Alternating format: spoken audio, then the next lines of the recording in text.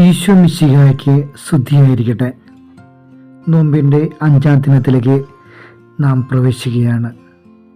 പണ്ടൊന്ന് കേട്ട ഒരു ഡയലോഗ് ഓർമ്മ വരികയാണ്. നാളെ മുതൽ നന്നായാൽ മതിയോ?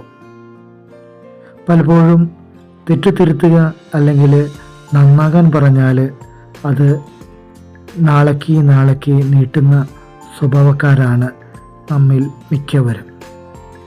എന്നാൽ എല്ലാവരിലും കാണുന്ന ഒരു സ്വഭാവമാണ് മറ്റുള്ളവരെ കുറ്റം വിധിക്കുക, അല്ലെങ്കിൽ മറ്റുള്ളവരെ വിമർശിച്ച് ഇല്ലാതാക്കുക. എന്നാൽ ഈശോ നമ്മോട് ഇന്ന് പറയുക, നിന്റെ കണ്ണിലെ കരട് എടുത്തു കളയുക. നമ്മൾ തെറ്റ് തിരുത്തുവാൻ തയ്യാറാകുമ്പോഴാണ് നമ്മൾ നന്നാവാനായിട്ട് തുടങ്ങുക.